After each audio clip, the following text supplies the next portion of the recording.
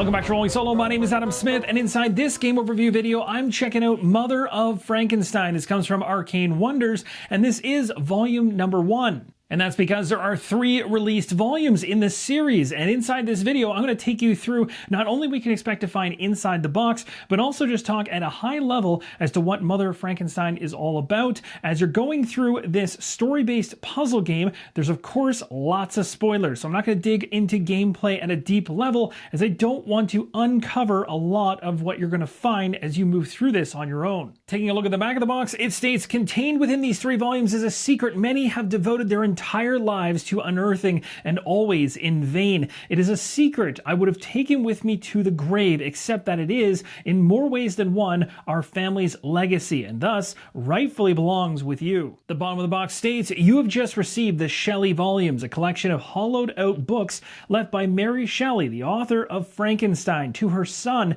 Florence. Inside you'll discover a trove of beautiful documents, 2D and 3D jigsaw puzzles, and other mysteries, objects, and artifacts. Solve Mary's puzzles, and you'll be treated to a heartbreaking story that culminates in a shocking reimagining of the truth behind her famous novel. The game can be played at 1 all the way through to 6 players and takes about 4 to 6 hours to play. So Mother of Frankenstein is going to challenge you to solve a series of puzzles in order to learn the truth behind Shelley's infamous monster. The game is divided into 3 acts, as I mentioned before. This is the first one, Volume 1. There is a second and a third, each of which contains a trove of documents and puzzles. All of them are crafted and cunningly designed by Mary Shelley herself in order to reveal a great secret she left to only her surviving child. If you're a fan of puzzles and or escape rooms, you're going to find yourself right at home with this one. You're not only going to be solving those challenging puzzles, but as you go along through the course of the game, you're also going to build out a 500-piece 2D puzzle and a 350-piece 3D puzzle, which will end up with a recreation of Frankenstein's castle that you get to keep. Without further ado, let's take a look inside the box. I'll show you as much as possible without diving too deeply into anything that might be spoilerish, but let's go ahead and check out what exactly comes inside Volume 1. When you first open up the box, you're going to run into these 3 documents. You have the Shelley volumes here. It's a booklet. We're going to actually go through this in just a moment. We have this Start Here page about the experience at the very top. The bottom has some tips. And then we have a handwritten letter from Mary Shelley herself to her son. Now, at this point in the video, I mentioned multiple times this is a puzzle game, but as it states here inside the About the Experience section, Mother of Frankenstein is different from other games. So you're going to have to come at it a little bit differently, and it tells you how right here. It says think of it less as a puzzle game and more as a novella with puzzles. And it continues on to explain very clearly that there's a lot of focus on the narrative, and it's good for you as you go through the experience to focus on the narrative yourself and really get lost in it, because you're going to get the most out of the experience overall by doing so. And the final things you likely noticed at the very bottom of that last paragraph was that it told you to grab the Shelley volumes booklet, which we have, and Mary's letter. Those are the next 2 things we'll be focusing on. But first, there's a tips section to give you a heads up on a few things. The tip section is very straightforward. I'll sum it up at a high level. The first one here, just letting you know to enjoy them, volume 1, then 2, and then 3. Do them in order. But once you move from one volume to the next, you don't need to reference things from the prior volume, so you can just move right on. The next thing it says is don't try to finish an entire volume in one sitting in one evening. That is going to be a lot for you to try to pull off, and you're also going to be rushing through the experience. You're not really getting the most out of it, so don't put that on yourself. And next it says they strongly recommend, if you're doing it in groups, you're going to solve them together, but if you're playing them solo, which is the approach I'm coming after here, and that is you get full control. So you get to take your time with those puzzles and solve them on your own time. And then down below it says if you ever find yourself stuck, unable to make progress after a stint of say 15 minutes or so, they do have a website. They have QR codes that allow you to give yourself a hint. That hint system will help you to kind of get past the spot you might be stuck at. Now, flipping the page over on the back side, you're going to find the QR code for online hints as well as refill packs. You're able to kind of get this thing reset if you wish to hand this off to a new group of players or somebody else that you know wants to tackle this thing solo.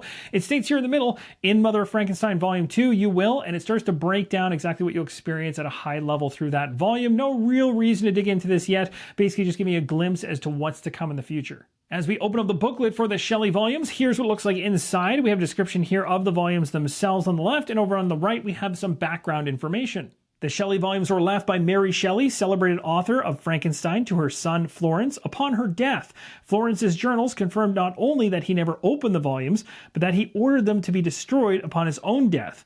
The executor of his will, however, recognized their potential historical value and squirreled them away in his attic, where they remained untouched until their discovery during a fortuitous renovation this past September. Their contents are unknown. And here you'll find some background information that will lead you into the narrative. Here is the letter from Mary Shelley to her son Florence, and I'm not going to read the entirety of the letter. You can feel free to pause it and read it if you wish, but I will point out some things worth noting. The second paragraph makes it very obvious there is a big secret that Mary Shelley wants to give to her son Florence, and is doing so based on her family's legacy. Otherwise, if her son was not part of the picture, she would take that secret to her grave. And as you can see inside of paragraph number 3, that she has crafted a series of challenges which Florence needs to move through in order to uncover the secrets. And now the letter begins to focus on the very first volume, which is the one we have opened up here, talking about her childhood. She goes on to mention that there are 3 assignments contained within this volume. You're going to learn things around astronomy, you're going to learn things around rhythm and melody and music, and make sense of poetry. You're also able to choose whichever one of these 3 you want to dive into first. It goes on to mention that each one of these assignments, as you complete them, will allow you to construct a ring, always ordering in a clockwise direction, and further instructions go throughout these 2 paragraphs. When this is all complete, you should know where we will be going next, and it has a little bit of the riddle down below here showing a visual. It says mane and jaws meet stinger and claws, and it's signed off by your loving mother. Heading back inside the game box for Volume 1, you're going to find 3 different folders, one for astronomy, one for music, and one for poetry. When you start off your gameplay, you'll pick whichever one of these you want to begin with. And here on the back of the envelope, you're going to see 2 different columns of information. You have celestial body and you have the constellation. It says when you've filled this out, check your answers against the solution written on the inside of the envelope before building your ring. I chose to open up the astronomy envelope, and here are some letters that I found inside. There were actually a couple of other things as well, but these are the kind of things you'll be picking up, reading through them. As it mentioned, this is very much a narrative experience, and then taking what you learn from what you read and applying it to the puzzle inside the envelope. If you flip over some of the letters, you'll also find some information. This one here says, one fears a black flag, the other a red one. It says, do not try to solve these riddles until all 3 rings have been constructed. Again, that is what you're trying to accomplish. The next item out of the envelope is called the Orbits of the 11 Planets and the Great Comet of 1811. You're going to see constellations listed around the outside. You're going to have rings per each of the planets all the way in. You've got some interesting colors going on in here. You have some lines with depicted X's and pinpoints on this map layout. You also have text all the way around the outside as well. So you're going to want to really dive into the details of this and then compare it against other things you'll find in the envelope, and there are still a couple more pieces. And here's what it looks like on the opposite side, a whole bunch of letters. And again, as you continue to go through the envelope, pulling things out and taking a look at them, if you want to ground yourself in what you're trying to accomplish,